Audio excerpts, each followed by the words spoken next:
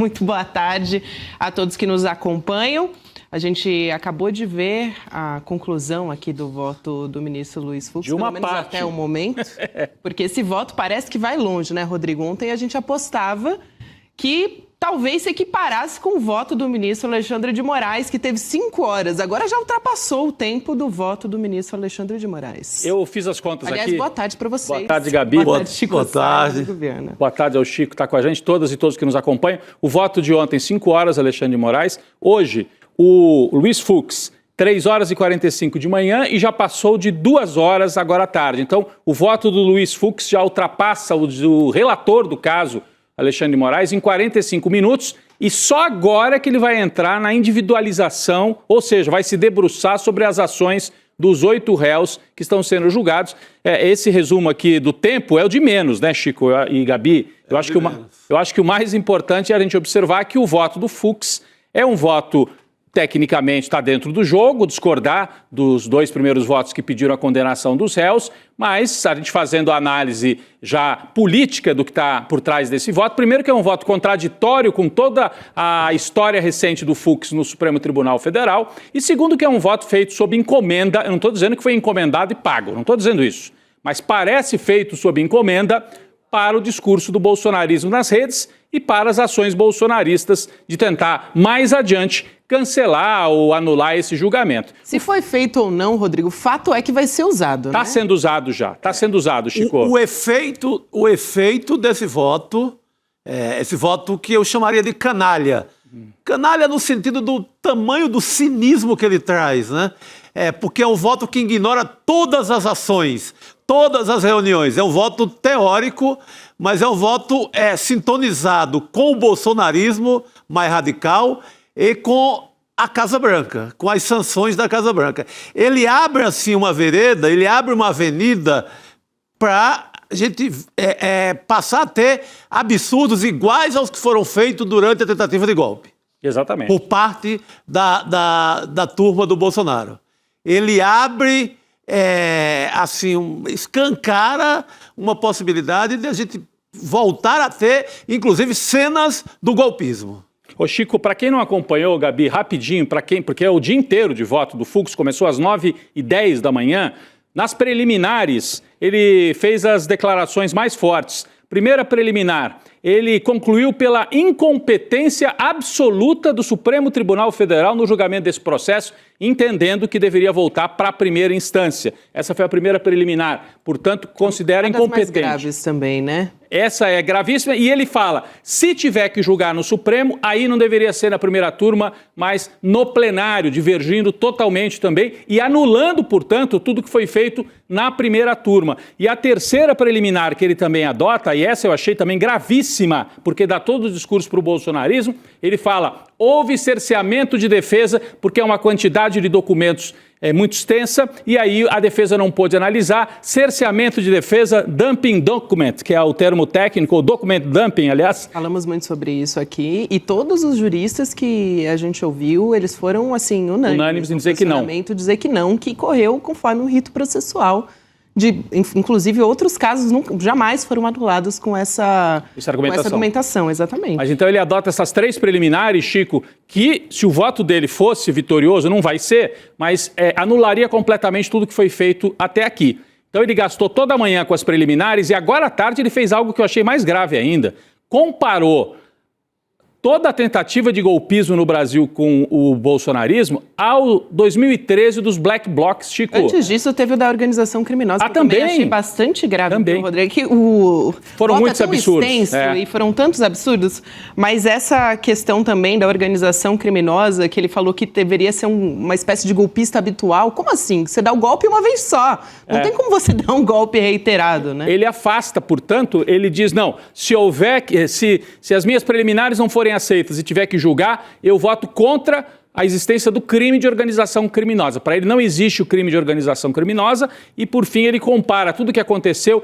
Veja bem, os Black Blocs atuaram lá em 2013, quebra-quebra, e houve mesmo, quebra-quebra em São Paulo, houve uma série de atentados no Rio de Janeiro em 2013. A diferença, que a gente não deveria nem ter que explicar aqui, é que em 2013 não tinha general, não tinha um governo no poder, não tinha minuta golpista sendo impressa dentro do Palácio do Planalto, era uma rebelião sem um centro poderoso organizando esta rebelião dentro do Palácio do Planalto. Evidentemente, Fux, não dá para comparar o 2013 dos Black Blocs com esse golpismo dos militares. Eu separei até o trecho, Chico e Rodrigo, a respeito de organização criminosa, que é bastante gritante, porque ele fala: a denúncia não narrou em qualquer trecho que os réus pretendiam praticar delitos reiterados de modo permanente. É isso que eu achei absurdo.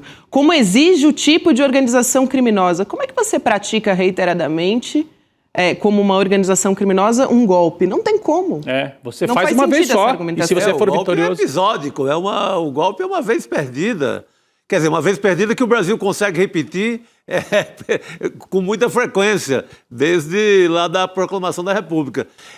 Mas quando ele cita a gurizada, ali de maneira anarquista, promove a bagunça dos Black Blocs, cara, essa é a parte do delírio total. Delírio. Ele compara ações aqui e acolá, em Rio e São Paulo, da molecada, com uma ação completamente organizada, que inclui uma reunião com o presidente da República, ministro do Exército, ministro da Marinha, ministro da Aeronáutica, ou seja, comandantes das três forças, com minuta de golpe, com testemunha. O Mauro Cid conta essa história com imagem no telão durante a reunião.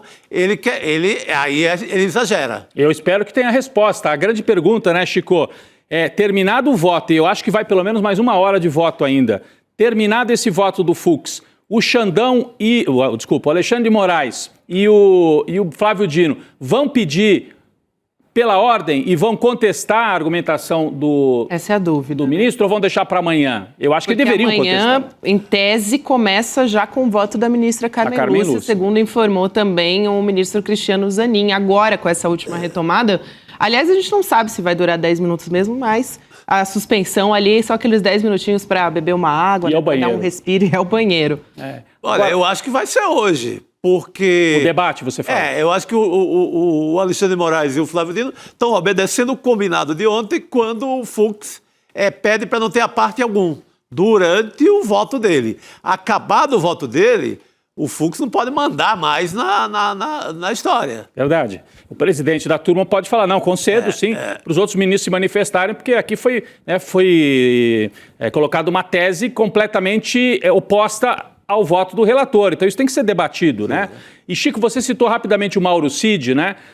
O grande vencedor do dia hoje é o Mauro Cid, porque o único ponto em que o Fux concorda com o Alexandre de Moraes e com o Flávio Dino é na manutenção da colaboração premiada do Mauro Cid. O que é muito estranho, porque a colaboração premiada do Mauro Cid fala em organização criminosa que o Fux rejeita no voto dele. A impressão que ele dá é que tudo que puder beneficiar os militares e o Bolsonaro, ele está a favor.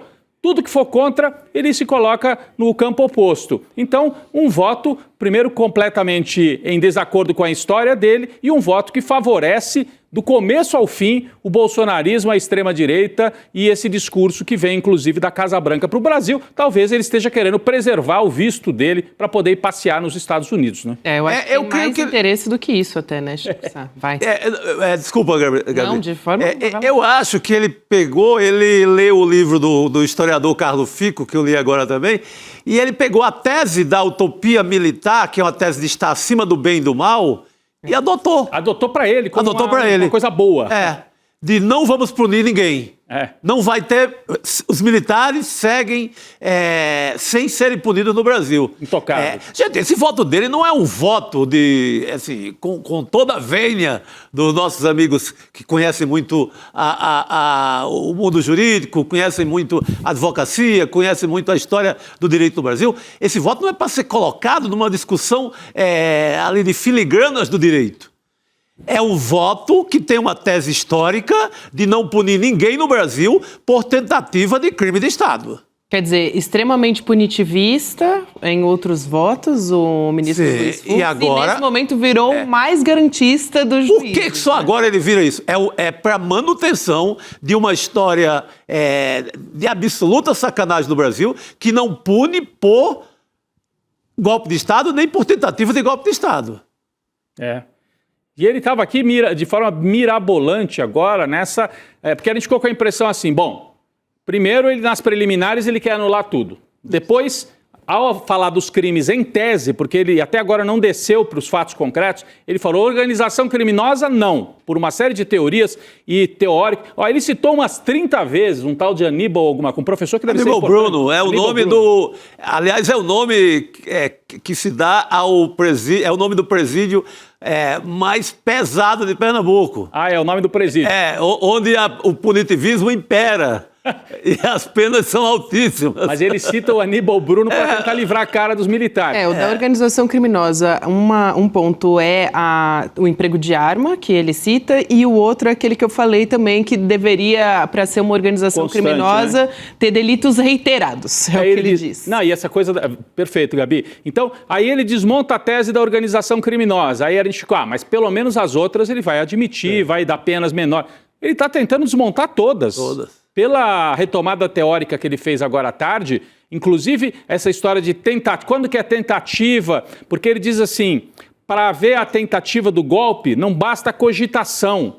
Você tem que entrar nos atos executórios. Isso é uma tese que a maioria dos juristas encampa. Sim. E, aliás, não foi por outro motivo que o Alexandre de Moraes, no voto dele, apresentou 13 ações executórias. Para dizer, não foi cogitação, eles partiram para a execução. O Fux não examinou nada disso no concreto. Não. A reunião tal... Não é ato executório, a reunião lá do planejamento dentro do Palácio, a planilha não é ato executório, Copa 22, punhal verde e amarelo. Ele não examina esses pontos. Vamos ver se vai examinar agora no fim. Mas ele tenta desmontar todos os crimes. É um voto da impunidade o que ele fez. Até agora, né, feita a ressalva de que, se isso se consolidar, até é um argumento a mais para mostrar, tá vendo? Não tem combinação dentro do Supremo. Tanto que vem um ministro nomeado pelo governo do PT no passado e dá um voto esdrúxulo desse e a favor do bolsonarismo, né?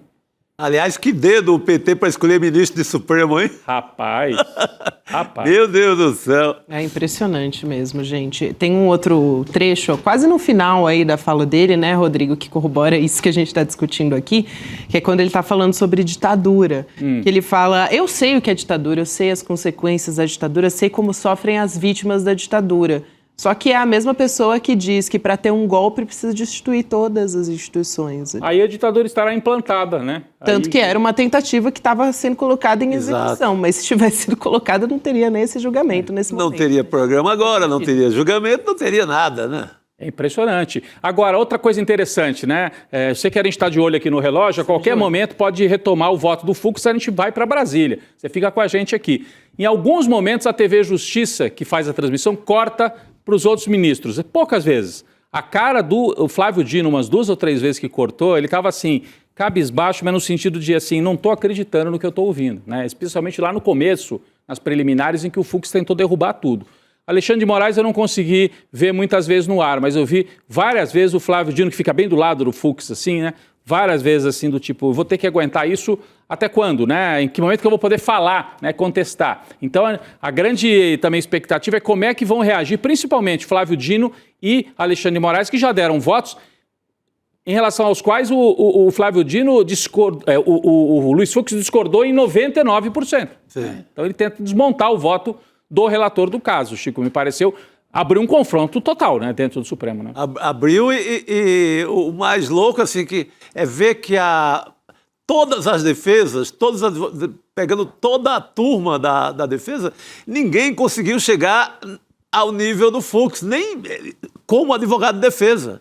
O Fux ele vai além de qualquer advogado de defesa. Ele está sendo o melhor advogado de defesa até agora. Infinitamente melhor do que todos eles. O craque do jogo para a defesa. Ele alcança um nível que nenhum advogado de defesa pago para defender o Bolsonaro atinge. Uhum. Então, aí já está o mistério. Como é que eu consigo, como juiz, ser infinitamente superior há uma tese de defesa pura. É impressionante. Ele retoma, né? Ele dialoga com algumas teses. Essa história do document dumping, é assim que fala, né? Isso. Que é o tsunami de documentos, né? Que a defesa alegou, 2 advogados ou 3 alegaram. Ele repete isso. Ele repetiu assim, pareceu até assim casado, sabe? Do mesmo jeito, com a mesma... Citou inclusive o mesmo número, 70 teras. Tudo bem, ele pode ter anotado a fala de um dos advogados e usado no voto dele. Repito, nada do que ele fez aqui é ilegal, é fora do regulamento, mas que é estranho demais, pelo perfil recente dele e pelo que significa. O gabinete dele também foi invadido. A mesa onde ele senta lá no Supremo foi jogada no meio da rua. Se o golpe tivesse dado certo, o Luiz Fux talvez não tivesse aqui. Ou tivesse, porque talvez eles perdoassem 2 ou 3 e mantivessem no Supremo os amigos, né? Eu acho que estaria, viu? O relacionamento dele com o Bolsonaro durante o governo Bolsonaro... Foi forte, né? Foi muito forte. Foi muito forte, ele começa acreditando muito que a justiça, a história, o relacionamento de Brasília, ele acredita que os relacionamentos em Brasília vão tornar o Bolsonaro mais convivível do ponto de vista democrático, o Fux começa o governo acreditando nisso. Depois o Fux é achincalhado pelo próprio bolsonarismo, isso. Mas segue se reunindo periodicamente com o Bolsonaro e acreditando que é possível domar o Bolsonaro. Tem uma reunião muito boa, um jantar entre o ministro do Supremo e alguns senadores. Entre os senadores, o senador do Piauí, o Marcelo de Castro, do MDB. E está sendo discutido exatamente o que estamos discutindo aqui. E aí, Bolsonaro vai continuar achincalhando o Poder Judiciário, achincalhando o Supremo, achincalhando a democracia? O Marcelo de Castro diz, eu sou psiquiatra, de longo estudo, e é um bom psiquiatra conhecido, entra na psiquiatria do Brasil, Marcelo de Castro, e o Marcelo de Castro diz, diante da tese do Fux de que o Bolsonaro mudaria, né? Aí o Marcelo de Castro fala, quem tem a doença que o Bolsonaro tem, o diagnóstico, que é condutopia, quem tem isso, que é um tipo de psicopata. Uhum. É uma das 1000 definições, uma das 1000 variações de um psicopata. Quem tem esse traço do Bolsonaro não muda, ministro Fux. Mas mesmo assim ele segue acreditando no Bolsonaro. Sabe o que é interessante, Chico? É bom a gente ter os nossos repórteres lá, né, diretamente do Supremo Tribunal Federal, porque eles também estão trazendo um pouco do termômetro de como que está o clima entre os ministros. Então, a Elo Vilela, ela está lá dentro acompanhando o voto do ministro Luiz Fux e ela está trazendo as reações também. Então, em um dado momento, ela falou, Carmen Lúcia estava apoiando a mão assim no queixo, meio que olhando para o nada. O Gonê estava com a mão na boca, assim, olhando para o computador, olhando para o texto. O Alexandre de Moraes é o que está mais ativo ali, olhando documentos. Parece que ele vai vir realmente com uma parte interessante. Essa é a tese, pelo menos, né, de que ele tem anotado muito as falas do Fux também. E o Flávio Dino também estava procurando, assim, no celular algumas informações. Então, o termômetro lá é de um desconforto misturado com um tédio e, muitas vezes, olhando as falas do Luiz Fux com perplexidade. Acho que todos os brasileiros estão um pouco com esse sentimento. Não, eu tive a impressão, de manhã ele 2 ou 3 vezes falou, eu vou poupá-los da leitura do meu voto completo. E vou saltar aqui essas citações jurídicas. É normal, todo voto de jurista eles colocam citações para dar peso. Olha, o fulano de tal, né, o teórico tal já disse isso. Tal. Agora à tarde, Chico, inclusive eu falei do Aníbal Bruno, porque ele citou Aníbal Bruno e Heleno Fragoso, mas dezenas... são 2 juristas. 2 juristas, 2 teóricos da justiça. É normal que isso esteja no voto dele. Mas ele faz questão de citar, ler a citação inteira, dizer edição tal, do ano tal, na página tal. Parece que ele está numa tese acadêmica em que ele está defendendo. Já, né, você vai para a banca, olha, eu estou citando o autor tal, que tá lá no livro X.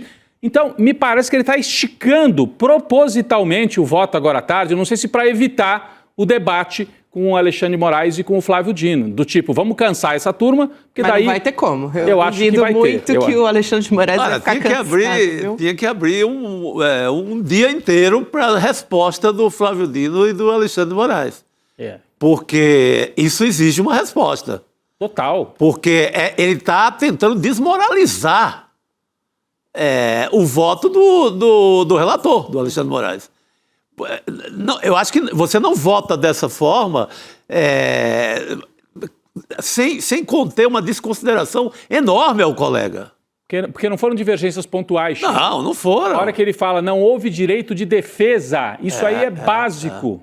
Se ele está dizendo que não foi respeitado o direito de defesa, ele está dizendo que não só o voto do Alexandre de Moraes, mas toda a condução do processo que o Alexandre de Moraes presidiu foi feito de maneira errada. Você não deu direito para as pessoas se defenderem. Ele está dizendo, no fundo, ele está encampando a tese do Alexandre de Moraes inquisidor, Alexandre de Moraes ditador, tirano. Sendo que ele estava como alvo ali do plano Punhal Verde e Amarelo, né? Assim, num plano de assassinato. Imagina o seu colega votar assim diante. Nesse sentido que eu acho que é uma desconsideração. Completa. Com tudo que passou o colega, com tudo que passou o Supremo, a instituição.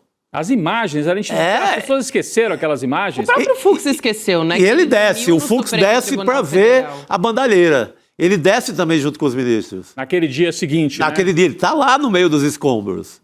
E na véspera de um ato bolsonarista em 2021, o Luiz Fux ele passou a noite no Supremo Tribunal Federal. Ele esquece disso também. Foi. Naquele 7 de setembro, né, de 21, em que...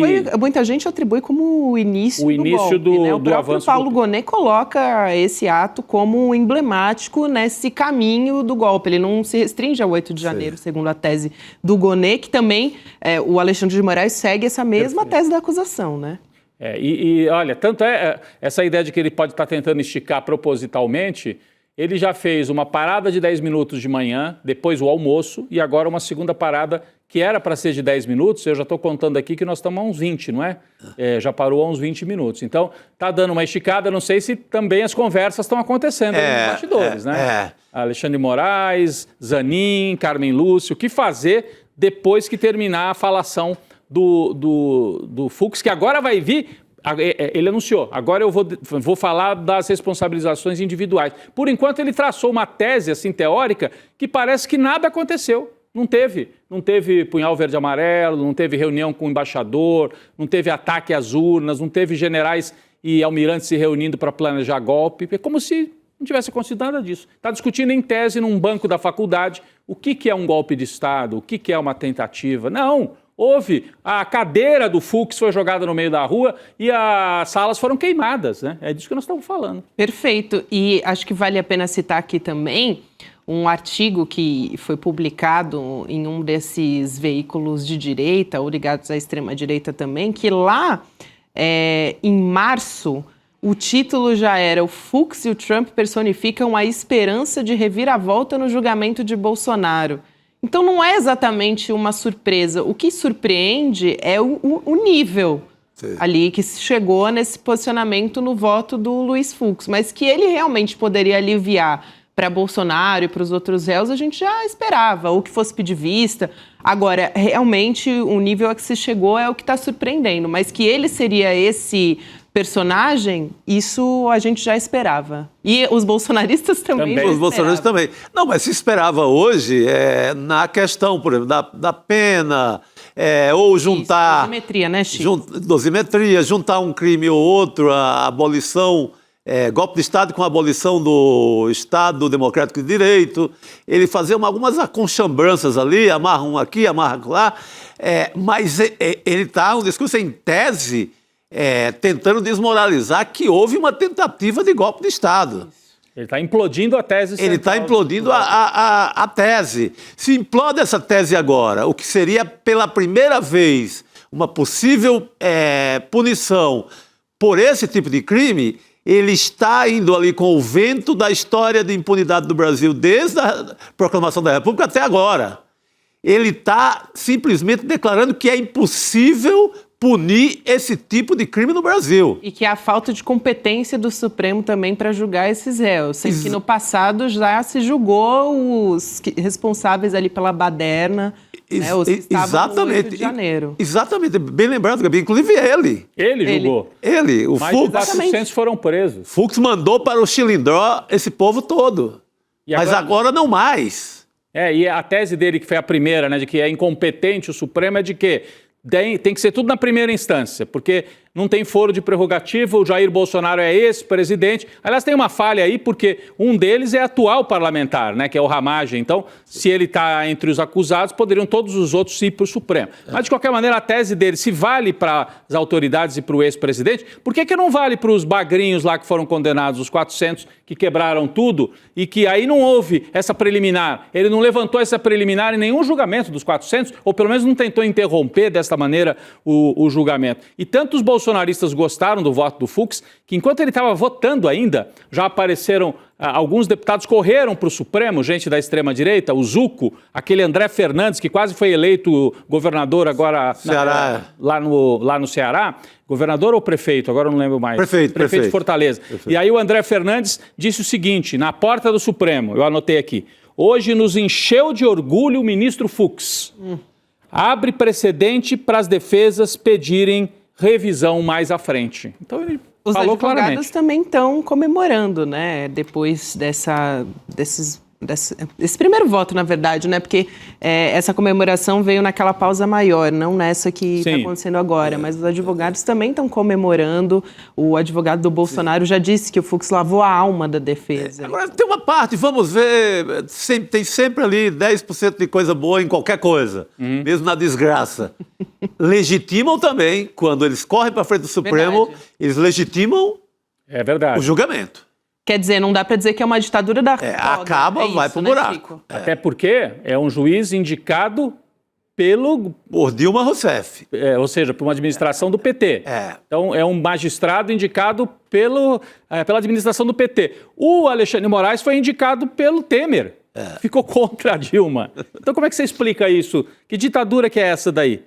Em que você tem votos com esse grau de divergência? Olha, é quase que impossível sustentar essa tese, é verdade. Então, legitima o julgamento como um julgamento livre, onde não tem combinação. Se tivesse, inclusive os ministros estão surpresos com o grau a que chegou o Luiz Fux na tentativa de desmontar esse voto. Agora, os juristas que a gente ouviu também dizem que, olha, se tudo correr como está esperado, vai ser um voto com força política, mas que vai ser derrotado, vai ficar 4-1, né? Ele vai ser derrotado aí dentro e não vai ter força nem para levar para o plenário, porque essa tese já está vencida no Supremo Tribunal Federal, Gabi. Isso, e um outro ponto ali interessante, né? Logo que ele fala sobre essa incompetência, supostamente, do STF, além dos casos que ele já julgou, ele também aceitou a denúncia. Quer dizer, isso é uma fase anterior, né? A primeira alegação que ele tem para derrubar o processo não faz sentido, porque justamente quando ele aceita a denúncia, né? Acho que em março desse ano que a gente teve a aceitação da denúncia, ele poderia ter se posicionado contra. Então... mas aí ele diz que lá, quando ele faz a citação da denúncia, ele levanta algumas ressalvas e fala, mais à frente eu tenho dúvidas. Eu quero estabelecer melhor as minhas dúvidas. Ele deixa já aberto uma dica de que ele não estava concordando com o que estava acontecendo ali, né? E eu acho que também é cabível, é razoável o juiz. Tudo bem, abre a denúncia. Eu vou estudar o caso e lá para frente eu vou concordar que condena ou não condena, faz sentido ou não faz sentido. Agora, realmente, no nível em que ele apresentou, Gabi, no nível do tipo, não cabe ao Supremo julgar, porque não é, assim como não é uma dúvida pontual. Incompetente, mas deve ir a plenário. Também é uma outra questão ali que pode ser levantada como uma incongruência. Eles usam isso. A minha tese central é de que o Supremo é incompetente.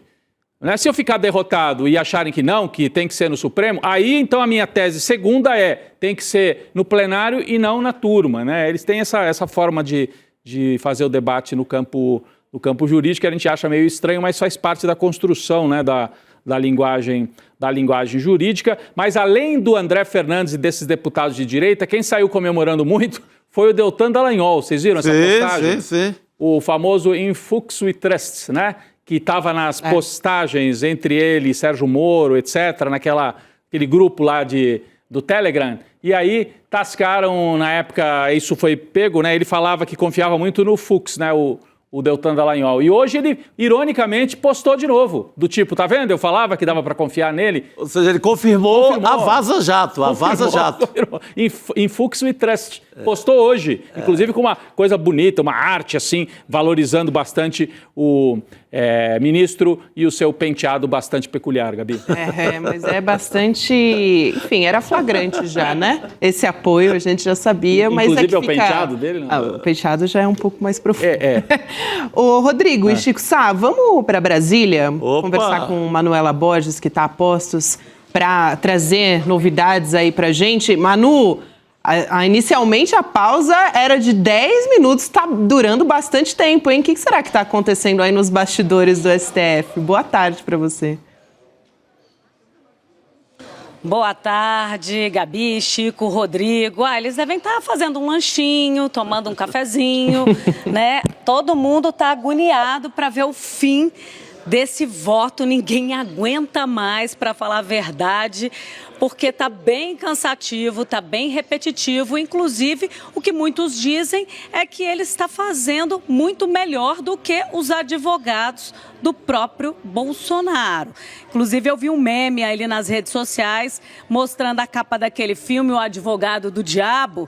Aí ele como advogado e o diabo, claro, Bolsonaro. Mas eu conversei com alguns juristas e eles falaram que o voto do ministro Fux enfraquece o judiciário. É um voto importante, é minoritário, mas essas 6 horas de voto fazendo uma série de ilações, inclusive acusando o PT de forma velada, confundindo manifestações, pedindo golpe militar, a instituição da ditadura, com manifestações, protestos, na verdade, atos aí de torcidas organizadas de futebol, fazendo uma miscelânea de assuntos, falando de autoritarismo, de eleições fraudulentas, muito confuso, inclusive, mas tem uma força porque a oposição está soltando fogos de artifício. Já saíram daqui, inclusive o líder Zucco disse que, olha, posso resumir o voto do Fux em uma frase? Anulação do julgamento. E saiu aqui rindo, dizendo que já estava botando pressão no Hugo Mota para pautar onde a anistia ganha muita força nesse momento. Perfeito, perfeito. A gente tinha comentado aqui, Manu, a comparação que ele fez com os atos de 2013, com os black blocs, né? Com aquelas manifestações, muitas vezes estudantis. Mas ele fez pior ainda, comparou com as torcidas organizadas de futebol. A gente esqueceu dessa parte, foi pior. Ainda bem que você trouxe, Manu. É mais bizarro ainda. Foi de uma bizarrice absoluta. Eu espero que os outros ministros retomem isso e mostrem que é bizarro, que torcida organizada, pelo que a gente sabe, não imprimiu plano de golpe de Estado dentro do Palácio do Planalto. Não fez reunião com o comandante do Exército, da Marinha, né? Não convocou as pessoas para fazer manifestação na porta do quartel e não culminou com a tomada de assalto dos 3 poderes da República. Então, é um voto que eu chamaria de bizarro, esse voto do ministro Luiz Fux, apesar de estar dentro do jogo, ele está fazendo ali no espaço um tempo exagerado, né? Aliás, isso chamou a atenção também, Manu, o tempo, ele já está votando há mais tempo do que o relator Alexandre de Moraes. Exatamente. E as torcidas organizadas também não planejam assassinar o presidente eleito, o vice-presidente, ministro da Suprema Corte. Então, alguns juristas dizem que esse voto enfraquece o judiciário como um todo, é um divisor de águas, porque fortalece o discurso da oposição. Então, tem uma série de tweets aí acontecendo nas redes sociais, em Fux, We Trust, Michele Bolsonaro também postou, haja luz em Fux, algo parecido. Enfim, eles estão comemorando muito porque reforça tudo aquilo que os bolsonaristas defendem e que a defesa não apresentou no julgamento, na sustentação oral. A defesa não falou em nenhum momento que há uma perseguição política, mas o ministro sim disse que era importante separar o judiciário de atos e discursos políticos, dando a entender que o voto do ministro Alexandre de Moraes tem esse viés político. Ele também nega todas as provas. Diga. Manu, desculpa te interromper, a sessão está sendo retomada lá no Supremo Tribunal Federal, querida. A gente volta a se falar na sequência, depois que terminar o voto do Luiz Fux. Vamos lá. Obrigado. No próximo domingo, dia 14 de setembro, às 8 horas da noite, o ICL vai transmitir gratuitamente o documentário O Fim de Bolsonaro. Esse é um original do ICL que reconstrói com provas, depoimentos e uma investigação jornalística o maior julgamento da história da nossa democracia. Pela primeira vez, um ex-presidente e a cúpula militar sentam no banco dos réus. E a gente vai mostrar tudo, os bastidores do golpe, a linha do tempo da conspiração e como a democracia brasileira reagiu e resistiu a uma tentativa de golpe. É gratuito, online e com um debate ao vivo logo depois da exibição com Eduardo Moreira, Juliana Dalpiva, Elô Vilela, Chico Sá e comigo, Leandro Demore. Se você quer entender de fato o que aconteceu, inscreva-se agora. Acesse icl.com.br/estreia e garanta o seu ingresso gratuito.